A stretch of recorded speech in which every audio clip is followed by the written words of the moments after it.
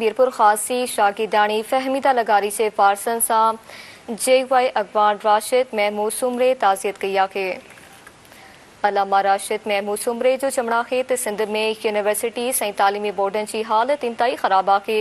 अरबे रुपयनि जी करप्शन में कामूरा ऐं वज़ीर मुलविस आहिनि। राशिद महमूद सुमरो चयो त फहमीदा लगारी केस में चास बाबति वारसनि खे ख़दशा आहिनि।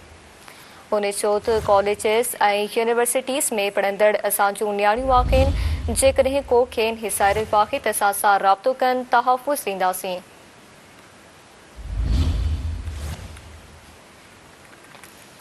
मीरपुर खासी शागिदानी फहमीदा लगारी से फारसन सां JY अकबार राशिद महमूद सुमरो ताज़ियत कई आहे।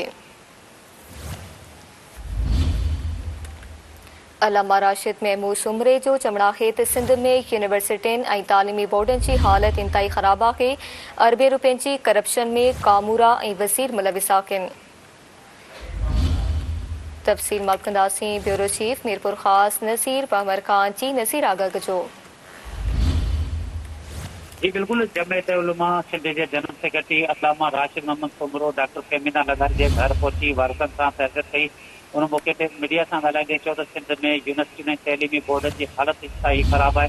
अरबे रुपयनि जी करप्शन में कामोरा ऐं वज़ीर मुलविसनि हिन वधीक चयो त फहमीदा लगारी केस में जांच बाबति वारसनि खे ख़दशा आहिनि। जांच जे हर मरहले जी रिपोर्ट बाबति वारसनि खे ॼाण ॾिनी वञे। हिन चयो त कॉलेजनि ऐं यूनिवर्सिटियुनि में पढ़ंदड़ नियाणियूं असां जूं नियाणियूं जेकॾहिं खेनि को बि प्रोफेसर लेक्चरार डॉक्टर कंहिं जिनसी हिरासत करे त उनखे ख़ुदकशी कनि, बदा असां सां राब्तो कनि, असां कंहिं तहफ़ुज़ फ़राहम कंदासीं। राशिद महमूद सुमरो चयो त सिंध में नियाणियूं गैर महफ़ूज़ आहिनि। लाड़काने में मासूम 4 सालनि जी नियाणी खे अगवा बाद ज़ना करे क़तल कयो वियो।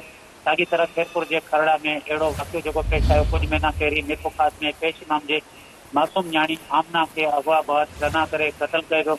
जॾहिं त वाक़िए खे 6 महीना गुज़रण बावजूदि अञा ताईं पुलिस अदालत में रिपोर्ट पेश न कई आहे। इंसाफ़ किथां मिलंदो? हिन चयो त अहिड़नि वाक़ियनि में मुलविस माण्हुनि खे इबरतनाक सज़ा ॾिनी वञे त जीअं ॿीहर अहिड़ो वाक़ियो पेश न अची सघे। उन मौके ते फहमीदा लगारी जे वालिद इंतज़ार लगारी केस जो फरियादी इब्तिदा लगारी पारां केस वाक़िए बाबति आगाही ॾिनी। फहमीदा पारां केस वाइस नोट पिणु जेके ॿुधाया विया। जी महिरबानी जी नसीर आगाह करण लाइ।